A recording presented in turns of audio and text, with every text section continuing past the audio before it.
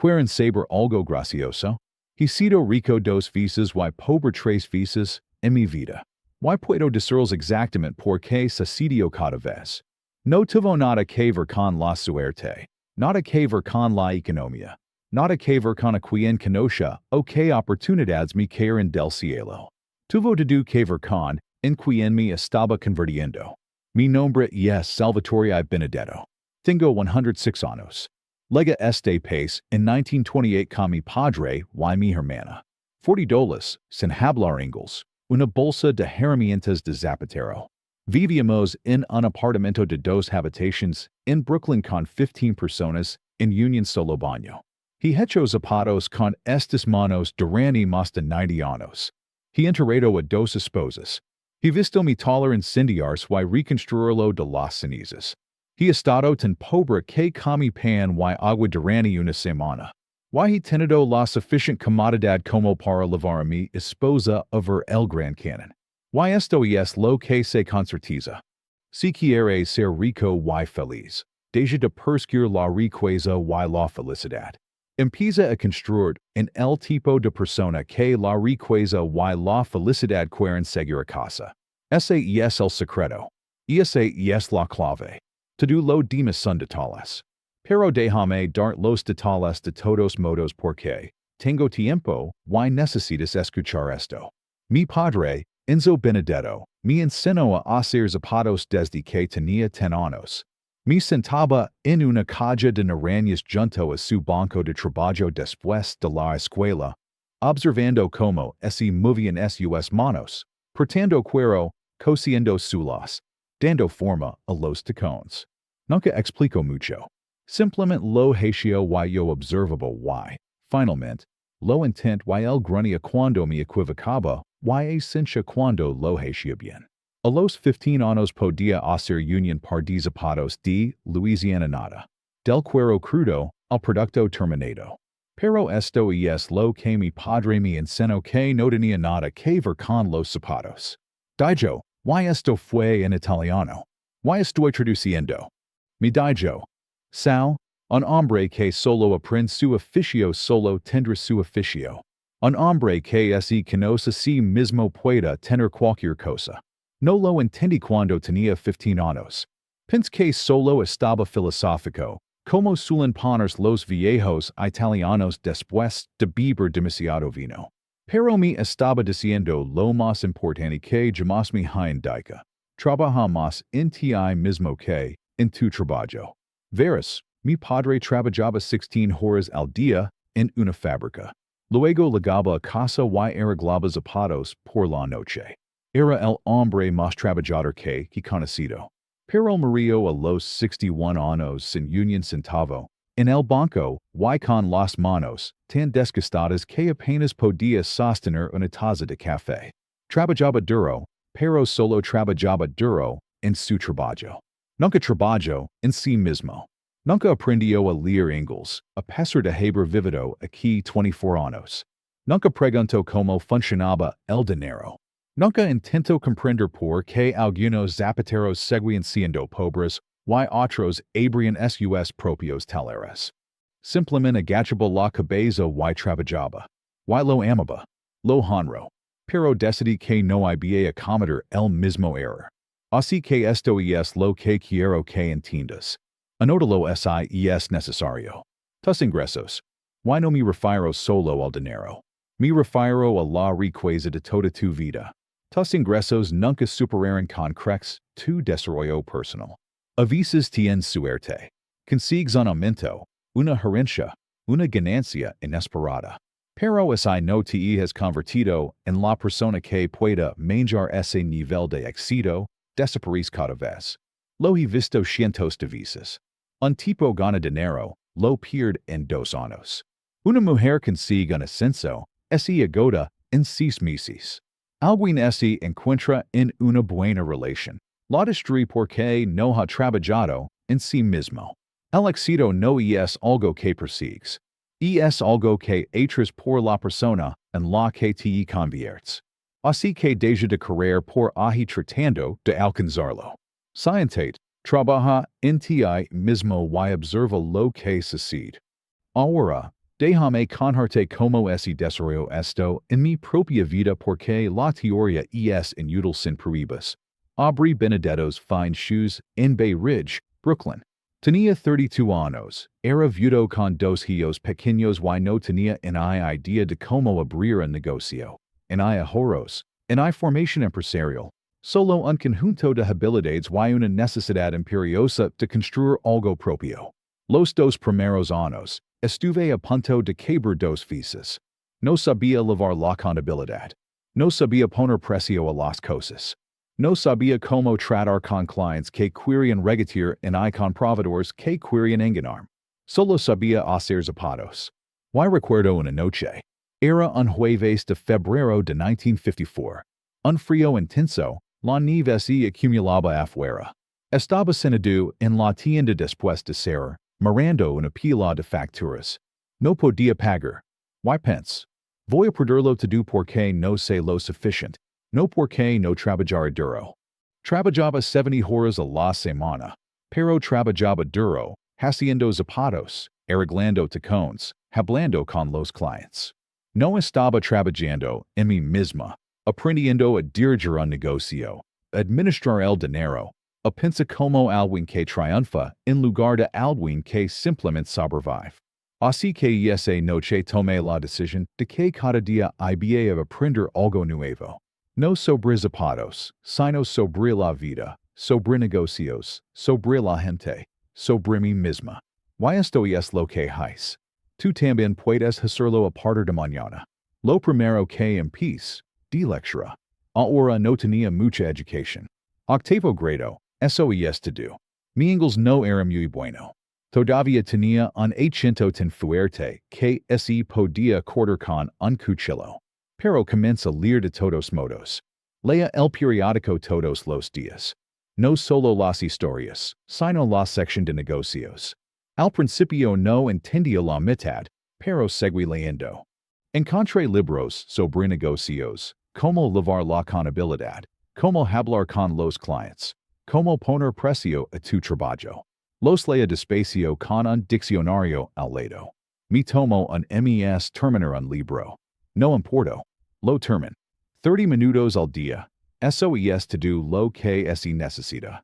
30 minutos de lectura de algo que te hace mejor. No las noticias que te energan. No los chismes que te hacen perder el tiempo. Algo que te enseña. Algo que te desafía. Algo que te haga pensar. Mi amigo, un hombre que conocí en la iglesia, llamado Harold, hombre negro, tenía una barbería a 3 cuadras de distancia. Una vez me dijo, Sal, un buen libro puede ahorrar 5 años de errores. Tenía razón.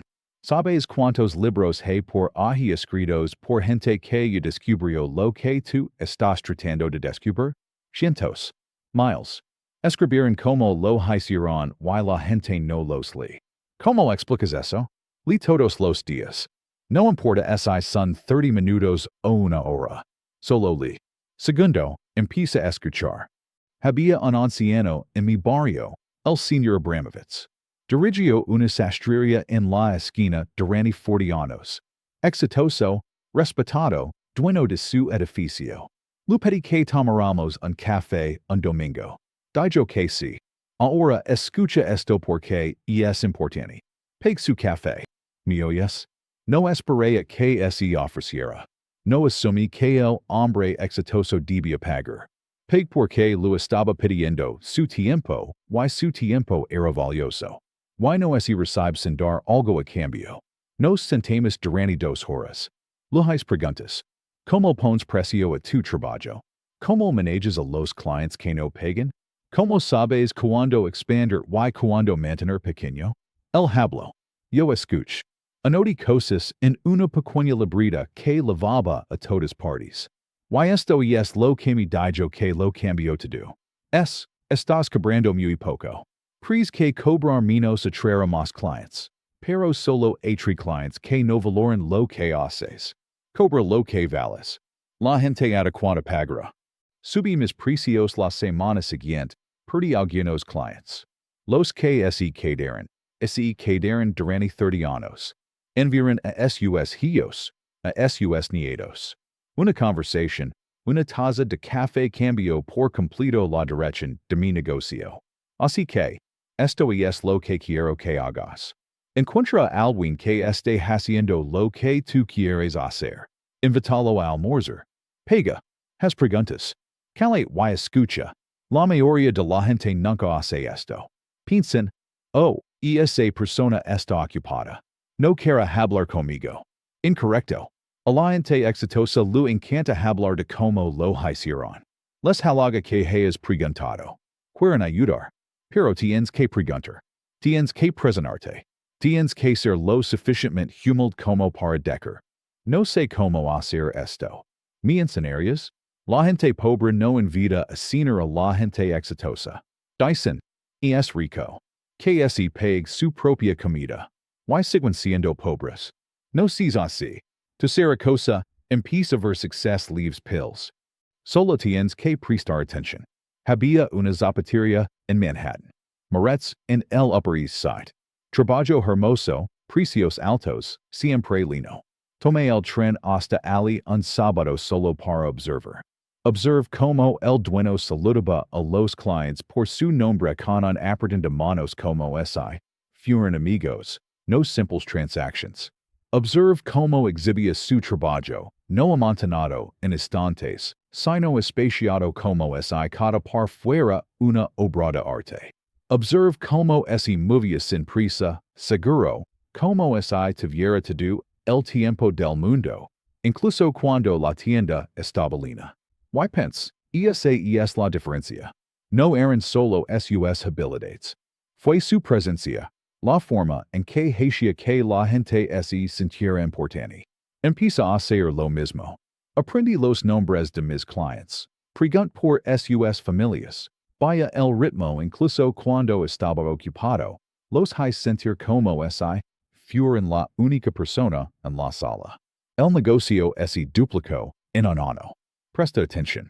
Observa lo que hacen las personas exitosas. El éxito deja huellas. Ahora, aquí viene la parte que la gente no quiere oír. Puedes leer todo lo que quieres, escuchar todo lo que quieres, ver todo lo que quieres, pero si no haces algo con lo que aprendes, solo estás acumulando información. While la información sin acción es inútil.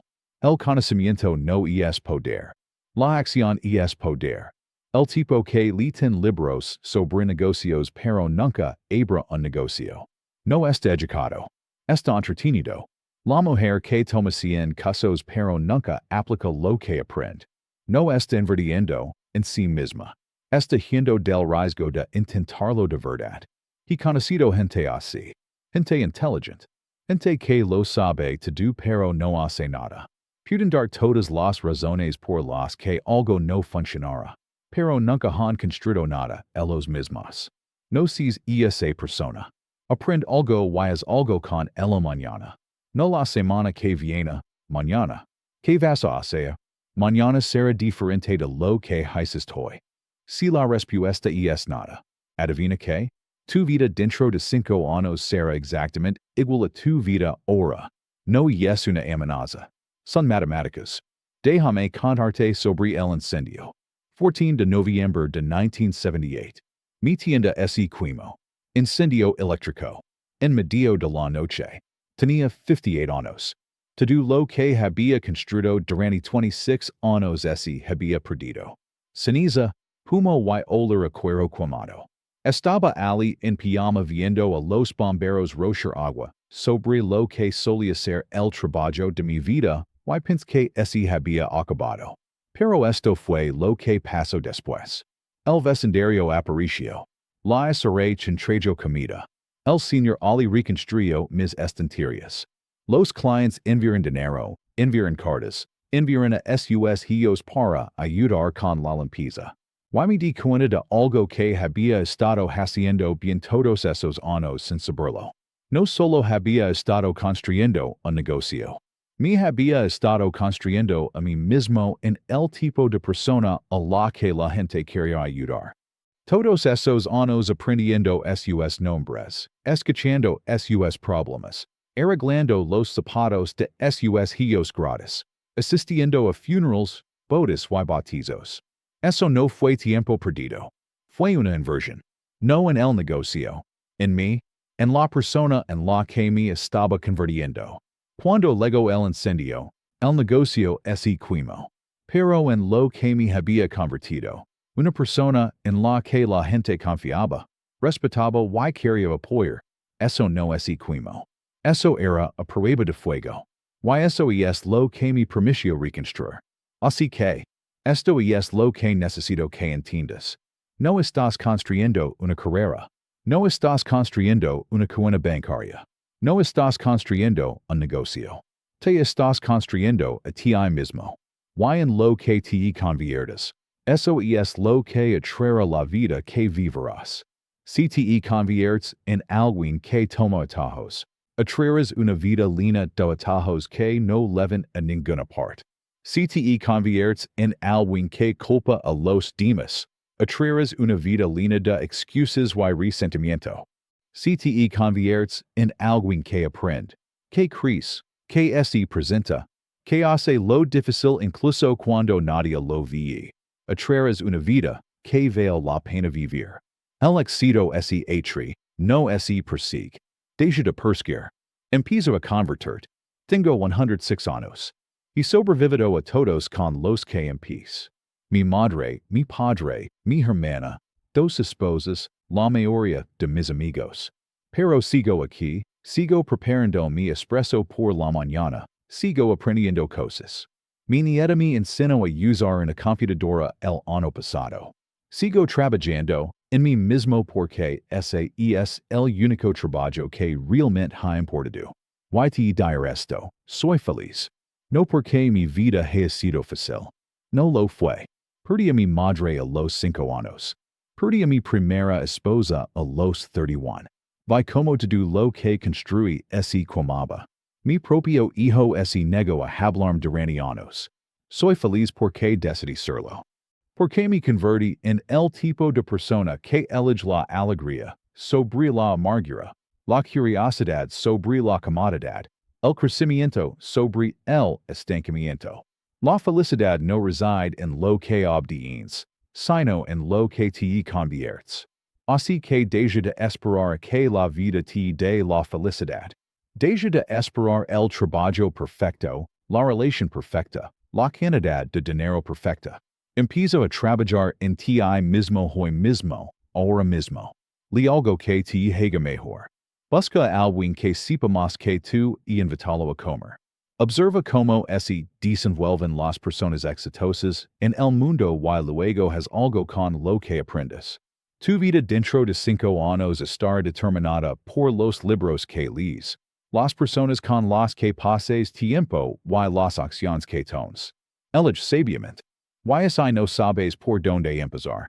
Empieza con las cosas pequeñas, las pequeñas disciplinas. Haz tu cama. Liga a tiempo. Cumple tu palabra. Haz lo que dijiste que harías. Esas pequeñas cosas fortalecen el músculo para las grandes. Mi padre solía decir, y te digo con esto, es. Un zapato es solo cuero y hilo hasta que lo pones tu alma. Tu vida es igual. Son solo días. Horas y minutos hasta que lo pones tu alma. Así que, pon tu alma. Dedicate más a ti mismo que a cualquier otra cosa y verás lo que sucede.